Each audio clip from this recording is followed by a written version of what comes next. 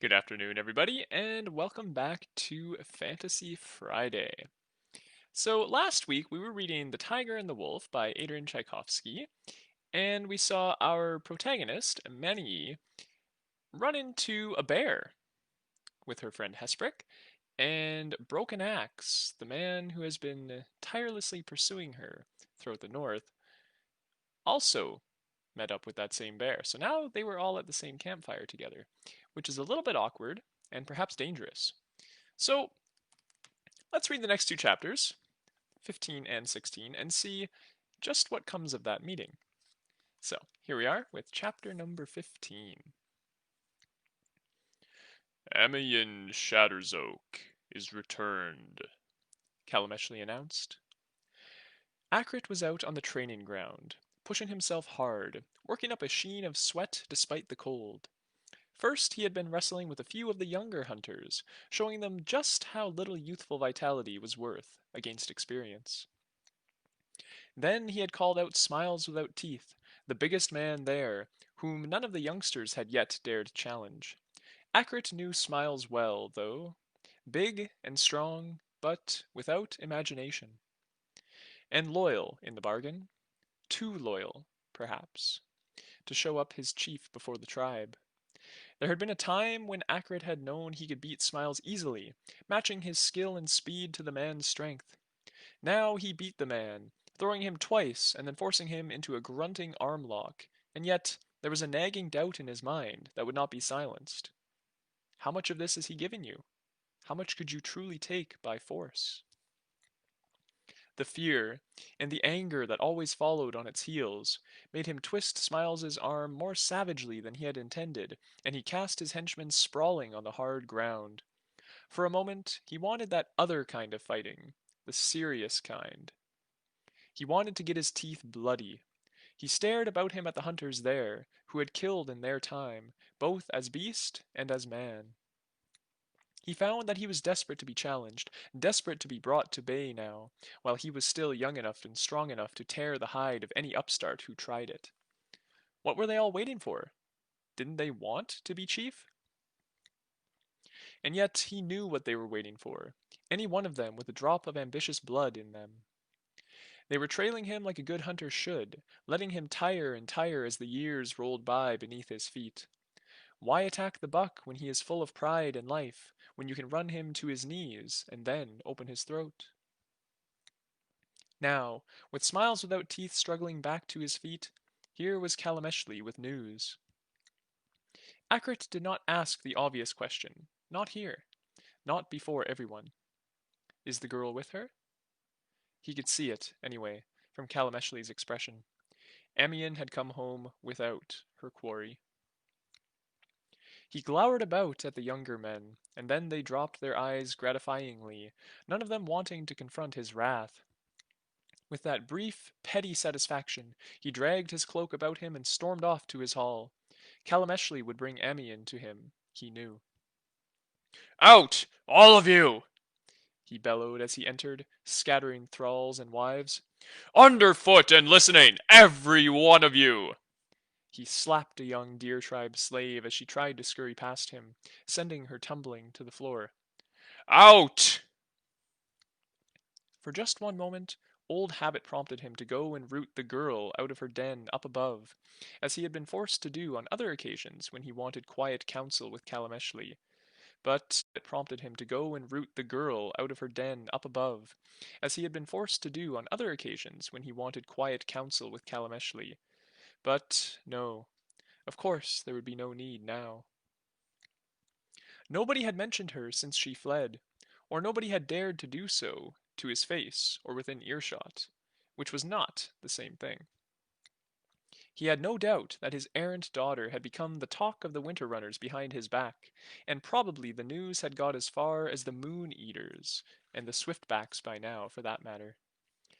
In his own sight, though, it was as though Maniye, his sole daughter, had never been. He kicked a couple of bear skins together and sat down, hunching himself towards the embers of the fire. Now he was not wrestling. The cold seemed to make a sudden leap at him. And it was cold. The winter was coming on fast. It was the cold and not the years that made him shiver beneath his cloak. Kalameshli and Ambion entered, the priest settling the door hanging carefully to keep the heat in. Akrit fixed the woman with a baleful look. Well? He demanded. Amiens did not lower her eyes. The angry stare of her chief did not cow her, but was instead swallowed up amid her own sour and festering anger. She's gone, the huntress spat. Where? Akrit hissed. She went to the horse, and when they gave her up, she fled. A storm ate her tracks. I went down river halfway to the next horse camp, but there was no sign. You failed! Akrit was trying to disentangle the knots of her expression. How hard did you search, Shatters Oak? Oh, believe me, if she could be found, I would have found her, Amiens spat viciously. She killed my son, my Irame. Come the spring, I will go hunt her again. Akrit could not afford to show the shock he felt, holding his face carefully impassive. Killed? True, the girl was a wild one, but he could not imagine her besting even Amiens younger, not as woman, nor wolf, but as tiger. Akrit remembered well how fiercely a tiger could fight when cornered. He recalled those battles, in the days when the whole of the crown of the world had risen under the wolf, and when men like Akrit had forged futures for themselves. Simpler times, better times. But living in the past was for older men than he. Tell me, he ordered, and Amiens recounted it all, how she had almost caught the girl at the horse camp, but lost her in the snow, how she had then searched for days before the snows returned, and she and Rubre were driven before the advancing cold all the way back to the stronghold of the winter runners. And since that first storm, there had been no sign at all of Maniye or the snake priest. And her son? She spoke very little of her younger son, save to report his death. She kept the grief all inside. Looking her in the eye, then, Akrit knew that if the winter runners would consent to being led by a woman, then she would have called him out right there. Her mood was ugly and rebellious, and it was the blood of his blood that had spilled her own. What about Broken Axe? Akrit demanded. There was no other, Amiens declared. Just the winter and me. Once she had gone, Akrit sat in silence for a long while, with Kalameshli seated across the fire from him, like his reflection in a dark pool. The people of other totems pretended horror at the wolf, especially those milksops of the deer and the boar who lived within the wolf's shadow. They claimed that a chief of the wolf ruled only until a stronger beast tore his throat out. They told themselves that the wolf were cruel, stronger than them, but only at the expense of some moral refinement. They did not understand, and that was one reason that those peoples had always come second, the playthings of whatever predator was stalking the edges of their villages, be it bear, or tiger, or wolf. In truth, mere fighting skill won no chieftainships. What made a chief was the confidence of his tribe. A challenger without the backing of the pack would not even be allowed into the circle. A chief facing the loss of his tribe's support would back down without baring his teeth, knowing that the battle was lost. Only if the tribe was divided, only if the race was close, would it come down to bloodied fangs. Akrit could feel that confidence in him slipping away. He was still chief.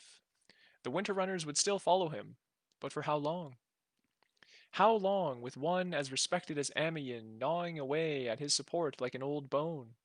He thought about her older son, Rubre, a popular youth, but unproven still. A bare handful might stand with him if his mother put him up to the challenge. A bare handful this winter, but what about the next, when he had one more year's strength, and Akrit a year's less? Therefore take a war band against the tiger, capture some thralls, shed some blood, show the world that Akrit Stone River remained a power to be reckoned with. He had faith that his hunters would be up to the task, and there was always some skirmish, some theft or intrusion from the edge of the highlands that needed avenging. And, yet, just such a small venture was the meat and drink of young challengers, somewhere they could prove themselves. The shedding of blood was ideal for binding a new pack together about some emergent leader. Was Rubre, son of Amiens, that man? When he himself was a young man, Akrit had known large dreams. The wolves and their allies had thrown off the tiger yoke, and he had caught the enemy ruler, taken that proud woman from the midst of the fray. He had already challenged for the leadership of the Winter Runners. He was the hero of a dozen battles, and the tribe loved him. In covert conference with the new priest, Kalameshli, he had aimed his arrow higher. The wolf tribes were choosing a high chief, already planning their own hegemony over the crown of the world. Akrit and Kalameshli had been looking to the future, assessing the chance that power over the tiger might bring the Winter Runners into dominance over everyone born to the jaws of the wolf. And it had seemed such an easy thing. Get a child on the Tiger Queen. A child of two souls who would wear the wolf's skin but still provide enough leverage to make the tigers bow. And a girl child, too, as it turned out. What more could he have asked for? She was destined to be just one of his numerous brood. He had since wondered if lying with the tiger woman had not poisoned him somehow, soured his seed within him. Each night he lay with one or other of his wolf wives, yet not one of them bore his child, for all the charms and old wisdoms they resorted to. More recently, he had begun to wonder if it was not the girl herself, Maniye, who had cursed him. That child, born of violence, sullen and resentful, sitting up in her nook like some malign ghost. Who was to say that her mother had not given her some tiger magic at birth to ruin the man who had conquered her? And yet, even though she was a girl child, even though she was a wretched, hating creature who looked on nothing with kindness and had none who would call her friend, she was still of Akrit's blood. She was his only blood. He did not like her. Most certainly he felt no real father's love for her. She was the sole sign of his potency, though. She at least showed him to be a man in that vital way. And she was out in the cold, and this year's winter promised to have teeth that would make even the wolf back down. Even a strong hunter would not willingly live through the winter with only his pelt to keep him warm. How would the girl survive at all? And, with her death, Akrit would lose both his chance to mount his grand campaign against the tiger and the sole issue of his loins. With Maniye dead, how long could he ever hope to hold on to the Winter Runners? If not young Rubre, then there would be some other. "There is always Broken Axe," he murmured. He knew too well that Axe could live through any number of hard winters, and did not always choose to shelter with the rest of the tribe when the snows came. So long as there was no sign of the man, then Akrit could believe he was still hunting Maniye. Kalameshli was staring at him, his lined face solemn, a bruised look in his eyes. "What?" snapped Akrit. "You think this is how I wished it?" "I think that you sent away her from the village as readily as if you gave her the order," the priest replied, his tone quiet and clear.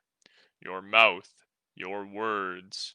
And I think our people have gone to every village and camp, and come back with empty hands. And I think that the winter has no soft heart for girls just past their testing when caught in its teeth." Akrit scowled at him ferociously, but inside he felt a cold trickle of fear, because the moment that Kalameshli turned from him, then he could start counting the days.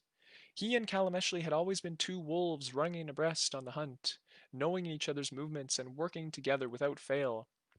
He had always been able to rely on the priest to intercede for him, both with man and with God. But a priest's true loyalty was to the tribe and not its chief, not even to Wolf. If Kalameshli was losing faith in him, "She was tested, she was tempered," the priest whispered. "I had struggled with her two souls for all her life to drive her into the jaws of the wolf. And now," a tilt of his head to convey all of the cold, white world outside, "you mourn your lost work as if it was your kin!"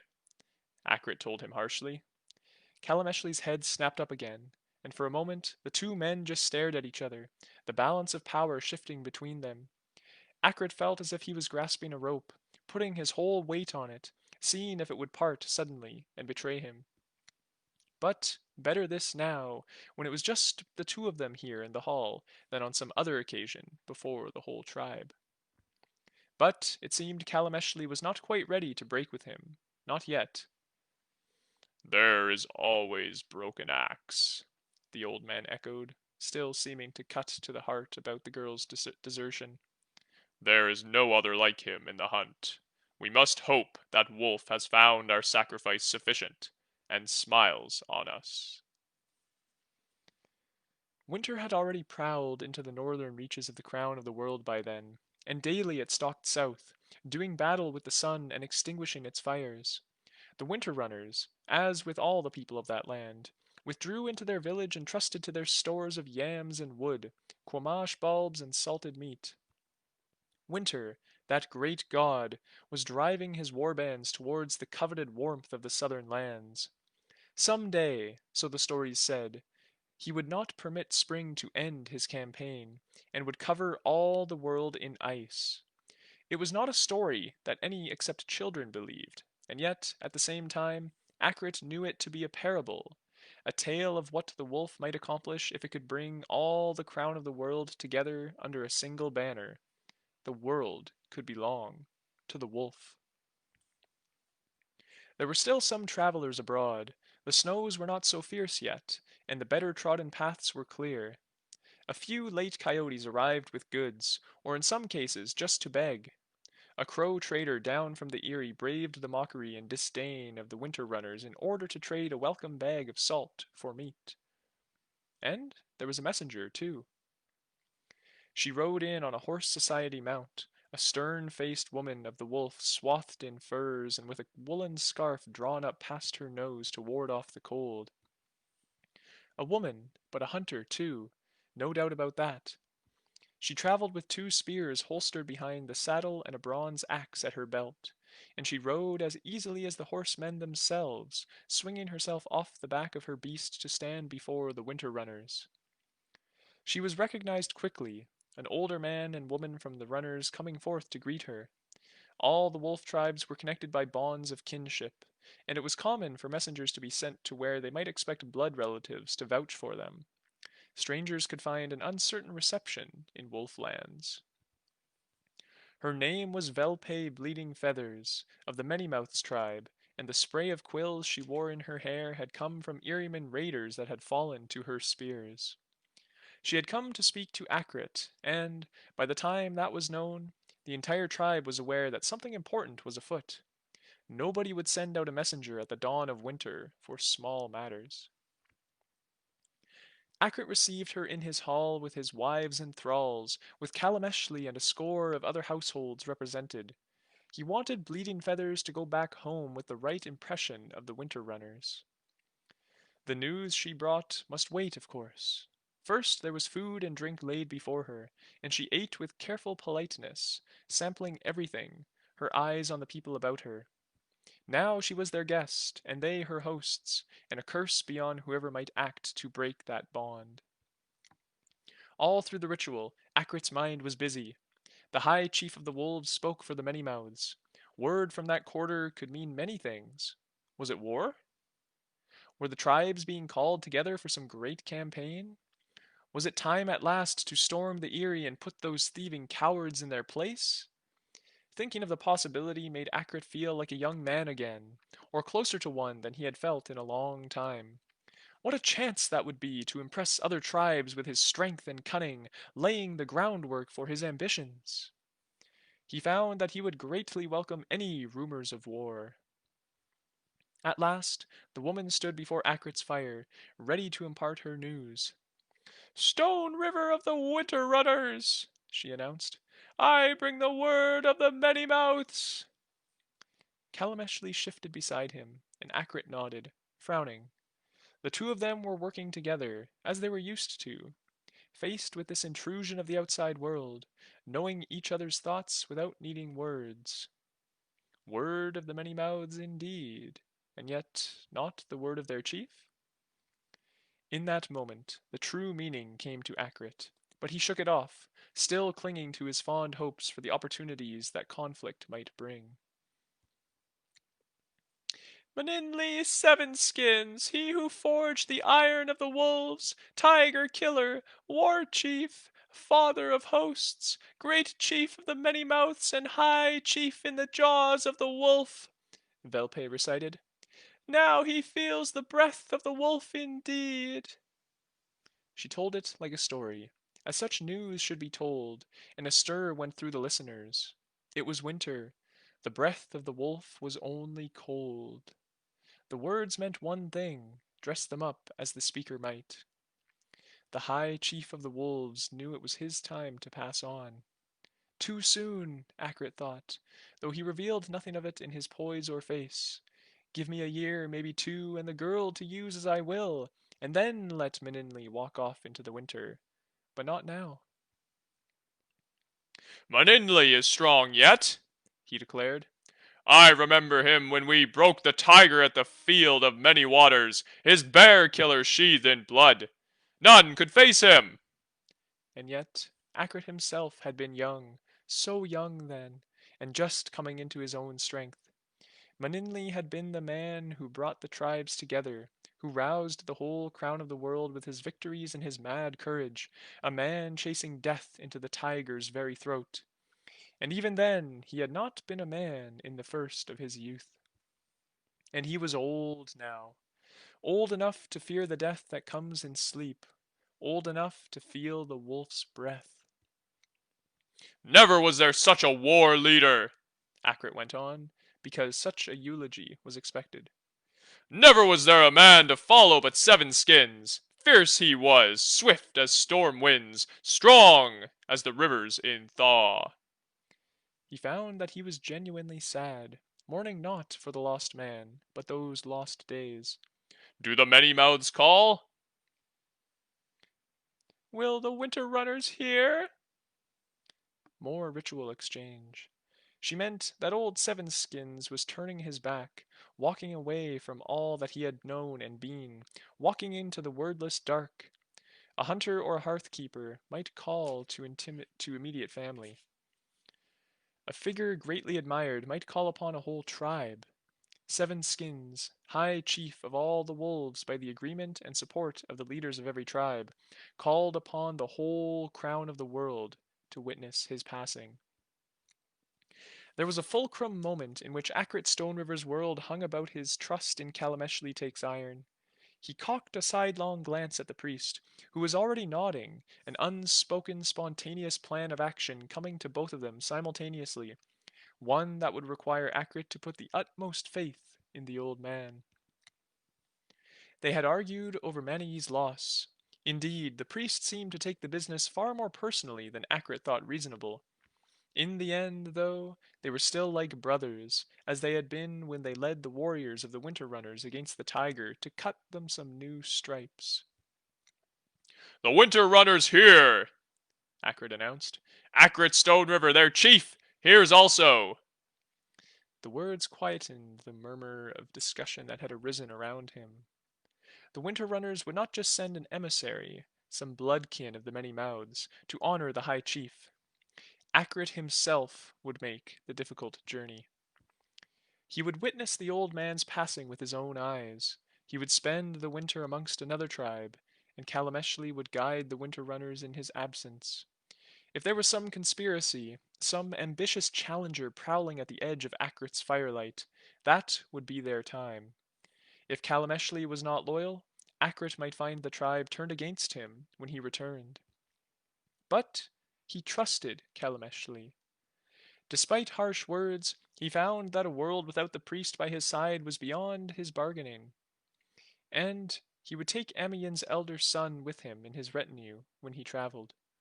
There was one who badly needed to be separated from his mother. Velpe Bleeding Feathers stared at him, keen-eyed, as though she was hunting for hidden motives. And, of course, there were hidden motives. Placing himself amidst the many mouths at Sevenskins' passing would put Akrit's name on many lips, and if he ever hoped to be High Chief in turn, then the love of other tribes was essential. The honor he showed them would be remembered and respected, and he would be able to see who the other tribes sent and who his competition might be. All this, supposing that his plan could be brought to fruition, that Maniye even still lived, that she could be brought back under his control with the tigers whipped into service. Without that, who was Akrit Stone River but just one man among many, and a man without sons? But, aside from all such concerns, and even in the midst of such feverish plotting, Akrit Stone River found that he was also a man who wanted to say a last farewell to a mentor and a friend. And that concludes chapter number 15.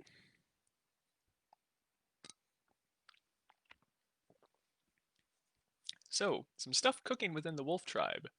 Very interesting. Their high leader is on his deathbed, and Akrit is looking for power. So, let's jump back to Maniye's story and see what she's up to with chapter number 16. For a long, drawn out moment, nobody spoke. Maniye's mouth was crammed with objections, but she had frozen up, unable to move, unable to look at the man now sitting almost within arm's reach. The only real movement came from the dogs. They did not bark. She had not heard them bark at all yet. But they were agitated, standing now, fidgeting back and forth, uttering almost inaudible whines through their teeth. They had plainly not liked Maniye or Hesprec much, but Broken Axe was something else again, like a figure out of their nightmares. Those born in the jaws of the wolf kept no dogs, and wherever their shadow fell, dogs remained only on sufferance. It was something done often if a tributary village of the deer or the boar had displeased Akrit in some mild way that did not merit the shedding of human blood. A band of hunters would go forth and come back with the pelts of their sheep-dogs and their watch-hounds and the swift rabbit-catchers. Hardly worthy prey, but it taught a lesson. Next time, it's you.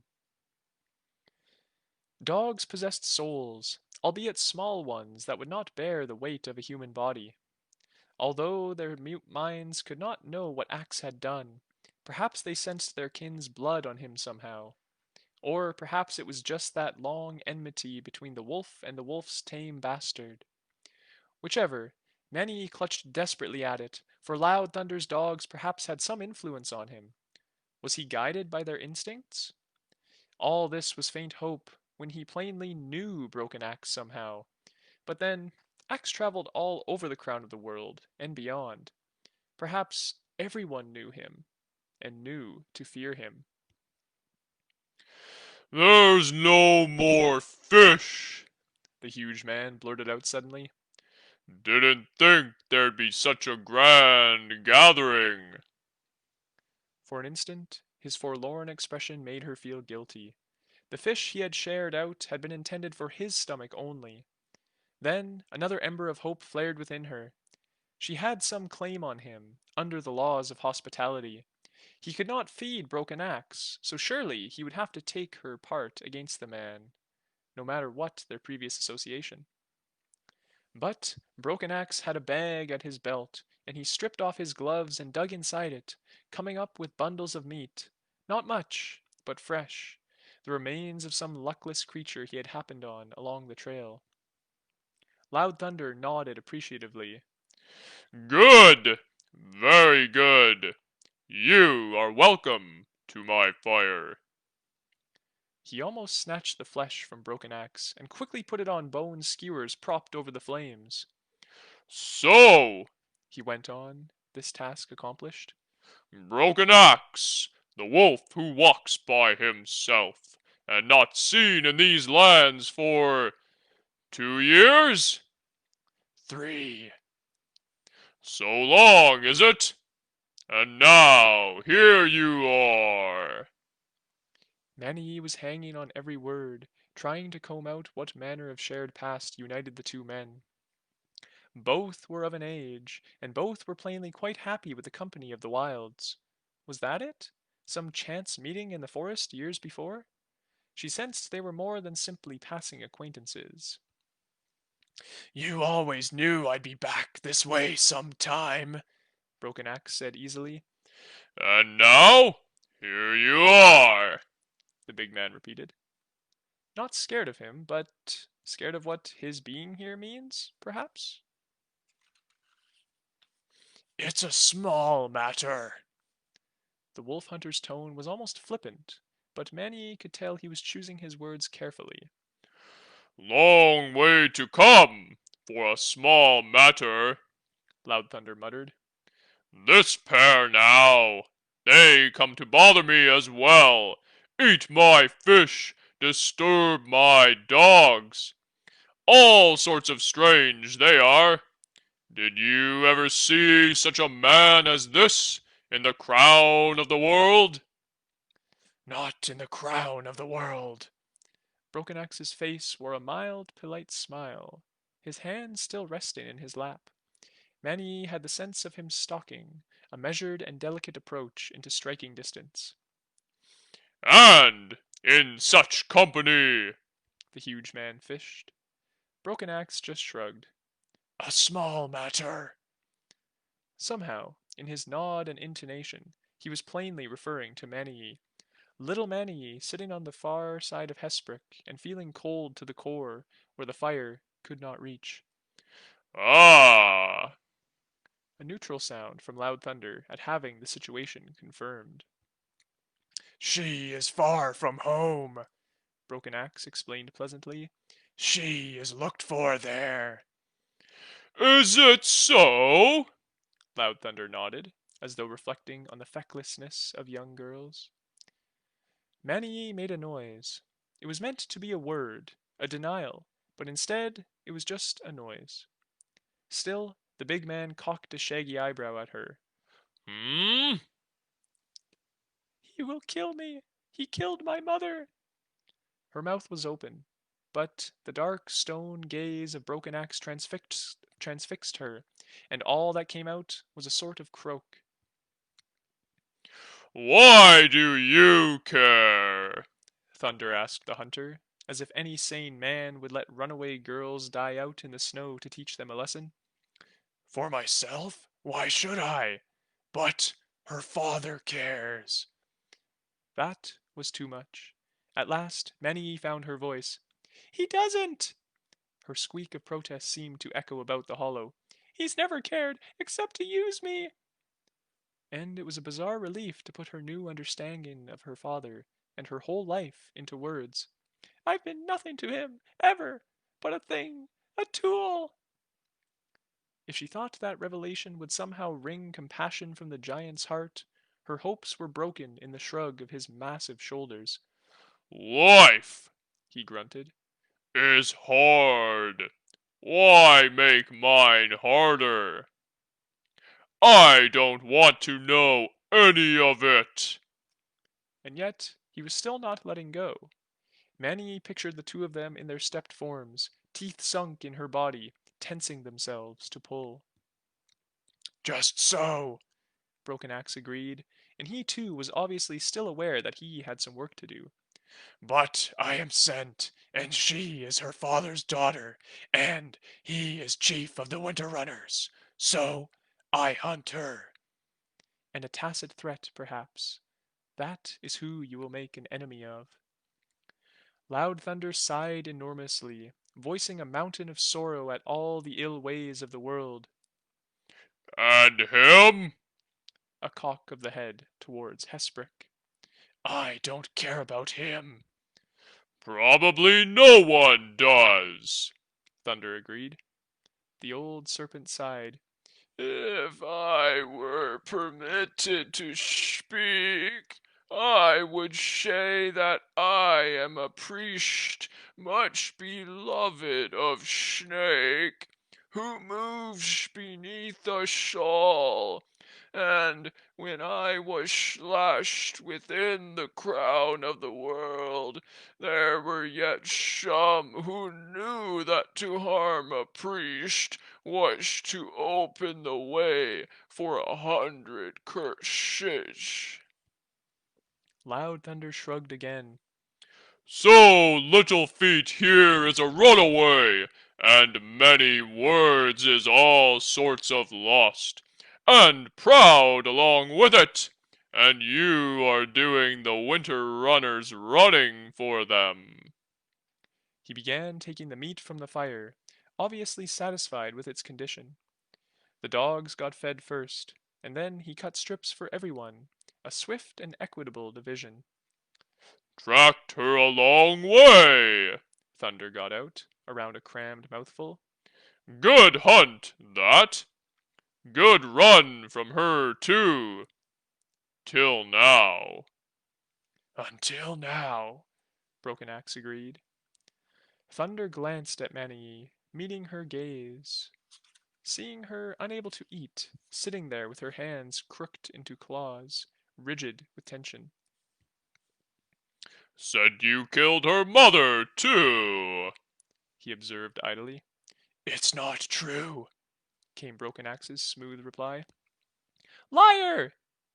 She spat out the word too fast for her fear to stop her, and the rest followed. You took her and killed her when my father had done with her. Everyone knows it. I've seen it in his face and in your face every time you visit his hall. It was the first thing I ever knew about my mother, that she was dead, and by your hand. Broken Axe made a wry face.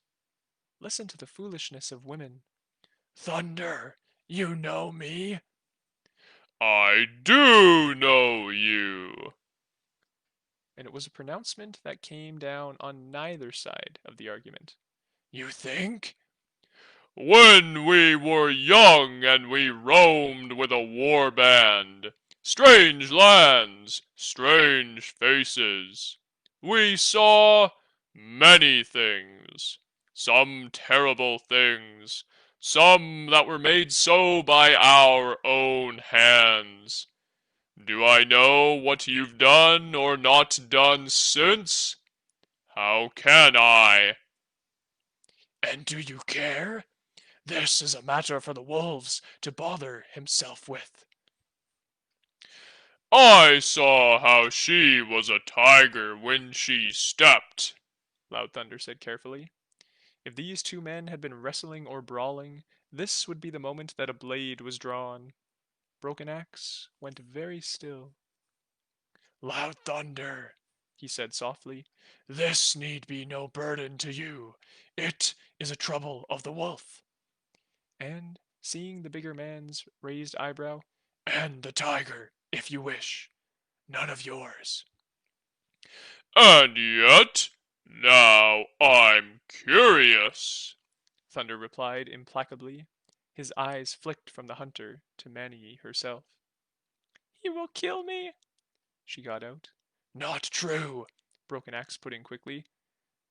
Amayin. I am not Amayin. A wave of Thunder's hand. The big man obviously not wanting to deal with the names of any not actually there with him. Tiger, He stated flatly, and then, wolf. as though he were weighing up the two names. No, this makes me all sorts of curious. Tiger and wolf had their war, yes. Yet both sides have kept beating that same drum ever since. You think we don't hear it? Broken Axe closed his eyes, summoning his strength. Do I care about the war? I do not. But I am tasked with bringing this girl safe home, and I will do it. Will you? Thunder, you don't care. I'm curious, The huge man said again, more forcefully. Tiger, wolf, and this thing, whatever he is, snake, thing. Sacrifice, Hesprec said sibilantly, but shaved from that death by the girl. A priest bound for sacrifice. Did you ever hear such a thing? And worse, Loud Thunder grunted. Sounds like wolf work to me. Yes. Take him, if you want. I don't want him. You can keep him, but I'll have the girl. And Many could see the tension deep inside, drawing Broken Axe taut like a bow. He sat just the same, appearing easy, and with his hands in plain view, but in his fire shadow she could see the wolf poised to pounce. Loud Thunder looked deeply disappointed with himself. No, I'm curious. She and I will talk. Thunder! No! And they had stepped, the both of them, in the same instant. Even though Mani had been waiting for it, the moment caught her unawares. Broken Axe was a pale wolf with dark hackles, teeth bared and his whole body bunched to leap. And Loud Thunder? He was huge even as a man. As a bear, he was head and shoulders again as tall, and surely 3 times the weight. A vast red-brown mountain of furred flesh, his claws gleaming copper in the firelight, his axe swept up into the mountain of his animal form. He stood 4 times Maniye's height, bellowing and with his arms outstretched as though he would encircle the world, and the sky and the stars too. Before him, Broken Axe seemed tiny, but he gave no ground. He snarled a warning, pale eyes fixed on the bear's throat, showing every indication that he would leap over the fire and attack, no matter the difference in size. Hesprec had been bowled into her when Broken Axe stepped, and now she wriggled out from under him, shifting her own form through sinuous wolf to burlier tiger and then to wolf again, her shape dancing with panic as her mind flitted between fight and flight. The dogs were going berserk by then, not wanting to go anywhere near Broken Axe, but barking fiercely, deep, chesty sounds that were a savage threat to Maniye's animal ears. Of them all, only the serpent kept his human form. A toothless snake was hardly going to be of use here, and if he left the fire he would freeze. Instead, he just huddled, one arm protecting his head. Broken Axe and Loud Thunder locked eyes. The wolf showed his fangs, feinting forwards, trying to spark a reaction. His teeth were the dark iron of the axe he wore at his belt. The bear slammed down onto his forepaws and bellowed again, right across the fire into the wolf's face. Many could feel her 2 souls both struggling for control over her, fighting as though they were both imprisoned together inside her, scratching and clawing and biting at her innards. The sheer proximity of bloodshed was sending the pair of them into a directionless frenzy. She did not know what to do. Too much choice now, and too little understanding. Then Broken Axe stepped again, nothing but a man once more, his hands out for peace. And for all that she hated and feared him, more even than her father or Calameshli the priest, she could not help but be struck by the courage that must have taken. Loud Thunder had reared back onto his hind legs, and a single swipe of his paw would have smashed the wolf hunter beyond recognition, for, in Axe's human form, he could neither fight nor dodge such a force of nature. And yet Thunder stayed his hand, and Broken Axe waited, sparing his words until there were human ears again to hear them. At last the gigantic bear became the man, seeming diminished now, for all that he was still the biggest man Maniye had ever seen. So, He pronounced. Maniye herself was a wolf at that moment, and a wolf she remained in case this should turn against her. Hesprec carefully reached out a hand and laid it gently on her back, and she knew he would be able to come with her if she chose to run. speak! Thunder prompted, crouching down to put a hand out to his dogs, letting them sniff at it, quieting them. I see winter upon us, Broken Axe observed, as though the seasons had shifted during their confrontation. Looks that way, Thunder agreed. No time to be traveling south with a girl to look after, the hunter observed reasonably. The bear tribe giant grunted. I will return for her, come the thaw, Broken Axe stated. Will you? I, Leosetli Broken Axe, say this. Maniye realized she had never heard anyone mention his birth name before now. It made it a powerful thing to swear by. You expect me to play host all through the winter? Loud Thunder frowned, just the simple man once more, faced with unwanted complications. Or I shall take her now, or else the winter will have her, and keep her. Thunder's head swung in Maniye's direction, Well, and, when she wouldn't step into a form that could answer him, one yap for yes, two for no, is it? reluctantly she came back to herself, human voice and all. None of the three options before her was overly attractive. The bear might kill her, and Broken Axe could also be intending to finish Amien's work. Winter, though. She had come a long way, but all her journey had done was teach her that she was not ready to face the winter alone, and without shelter. I'll come with you, she told Loud Thunder, knowing that she could be making a fatal mistake. What did she know of him, save that he was a sometime comrade of Broken Axe? In her mind were all the fates that he might have in store for her. Enslave her, tear her apart and eat her, sacrifice her at some bear tribe altar? She knew so little. But of her father's people and Broken Axe, she knew more than enough.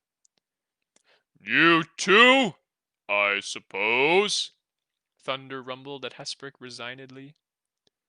Kindness in a strange land to a chosen priest shall not go unrewarded. The old man replied, regaining his feet, but not quite his dignity. So many words, Thunder complained, mostly to Broken Axe. and the fire's going out now. Get some wood if you're here for the night. Just like that, it seemed the men were friends again, or at least no longer about to kill each other.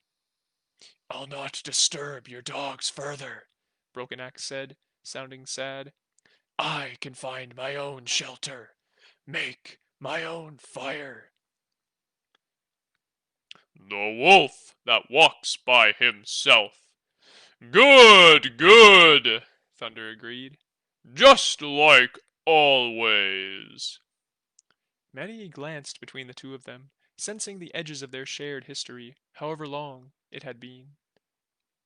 Then the hunter's dark eyes were turned upon her, and she did her best to face up to him bravely, easier to do now that he was departing. Farewell, Many Tracks, he told her, seeming almost fond. I shall find you come spring, if you still live. And he had tracked her so indefatigably, so far, that she had no cause to doubt it. It would take more than a harsh winter to discourage Broken Axe. Only after he had gone did she consider that he seemed serious about the name, her hunter name, Many Tracks. Despite its source, it felt like a garment that fitted her body well. Maniye Many Tracks. Her people called the bear tribe cave dwellers, and indeed, the back chamber of Loud Thunder's home was dug into a hillside, its walls of packed earth shored up with props that had once been tree trunks. The rest of his hall was built of timber, logs stacked on logs, and the cracks between them stuffed with moss and mud. The roof sloped so as to shrug off the snows and not break under the weight, and the hole was set so deep within the dense packed trees that it could hardly be seen until they were right on top of it. Thinking about it later, Maniye realized this concealment was hard won. Thunder must have hauled all the logs in from far off, rather than cut down the trees conveniently close. She had traveled as a wolf from the cooling campsite, Hesprec tucked in her satchel once more. The choice was not just for his benefit either. Loud Thunder set a swift pace, his dogs hauling the sled between them and the big man striding through the deepening snow as if it was not there. Only as a wolf could she keep up with him, and even then it was hard going, floundering through the drifts and constantly in danger of falling behind. The door into the cave dweller's hall was low and wide, and the skins hanging across it were pinned to the ground by large stones. After he had rolled them away, Thunder's dogs bounded inside joyously, racing about the interior and then returning to leap up at him. Ignoring his guests entirely, he made much of the beasts, congratulating them for bringing the sled home, then wandering inside with the animals trotting at his heels. Maniye hovered unhappily at the threshold. The interior smelled very strongly of bear, which was a scent like Loud Thunder's own, but with an added overtone of threat. You'd have to be mad to go readily into a bear's den. But they were the bear's guests, or else his prisoners, or something. Hesprec slid across her shoulders and managed to step into human form before the snow could chill his scales. These things are known. There are worse places to endure the winter, He murmured, and then called out at the hanging skins. My gracious host, might we enter? Gifts! Maniye shook her shoulders, newly human again, feeling the cold reach out for them. Have we any? Food? Not that would feed a rat, Hesprec admitted sadly. Abruptly, Loud Thunder's broad face appeared at the edge of the hangings, stooping in the doorway to stare at them. For a second, it was as though he had never seen them before, but then memory apparently returned. What then? Can we? The thought of simply walking in, as though of right, was a breach of everything she knew. To sit in the Horse Society hut to talk terms, or share a campfire for a night, that was different. To come to the house of a stranger and accept his shelter and his food, but have nothing to render in return, was inviting ill fortune. In her present position, bad luck was something she wanted absolutely no more of than necessary. The cave dweller's eyes cast about, trying to see what the problem was. Then he grunted. As you're standing there, fetch wood, get water.